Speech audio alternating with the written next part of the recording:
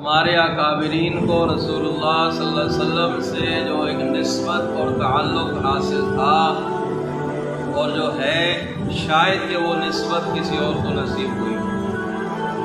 ہمارے اکابرین پر اللہ پاک کی یہ بڑی رحمت اور اللہ پاک کا بڑا فضل ہے کہ نبی علیہ السلام سے جو تعلق اور جو واسطہ اور جو نسبتیں اللہ پاک نے انہیں عطا فرمائی، الحمدللہ ثم الحمدللہ، یہ ہمارے اکابرین کا اعزاز ہے اور یہ اللہ تعالیٰ کا فضل ہے۔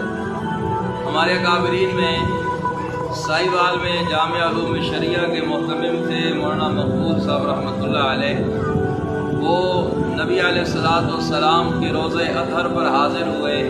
خواجہ شریف میں حاضری کے وقت صلاۃ والسلام پیش کیا، اللہ ہمیں بھی نصیب فرمائے۔ پیش کرنے کے بعد وہ آپ صلی اللہ علیہ وسلم کے قدمین کی طرف تشریف لے گئے، اور جب خواجہ شریف میں حاضری دی تو ساتھ یہ بھی عرض کیا صلاۃ والسلام کے بعد کہ یا رسول اللہ، میں پہلے شیخ عبدالقادر رائے پوری رحمہ اللہ کا بیت تھا، وہ بڑے نرم مزاج کے تھے، نرم طبیعت کے تھے، میں ہر بات ان سے کہہ دیا کرتا تھا، کر دیا کرتا تھا، لیکن اب ان کے بعد میں شیخ الحدیث مولانا زکریا رحمہ اللہ کا بیت ہو چکا ہوں، وہ تھوڑا سخت مزاج کے ہیں، پتہ نہیں میں ان سے ہر بات کر سکوں گا کہ نہیں۔ بس یہ خیال، ایک تصور، ایک ان کو سوچ آئی اور یہ بات انہوں نے کر دی۔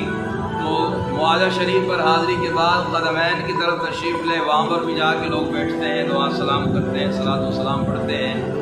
تو کہتے ہیں جب وہاں پہنچا تو دیکھا کہ ایک بزرگ تشریف فرما ہیں اور لوگ ان سے مصافحہ کر رہے ہیں، سلام کر رہے ہیں۔ میں نے جب غور کیا تو وہ مولانا زکریا رحمۃ اللہ علیہ تشریف فرما تھے اور لوگ آپ سے مصافحہ کر رہے تھے۔ کہنے لگے مصافحہ کرتے کرتے میں بھی جب پہنچا تو میں نے بھی حضرت سے مصافحہ کیا، تو حضرت نے مصافحہ کرتے ہوئے میرا ہاتھ پکڑ لیا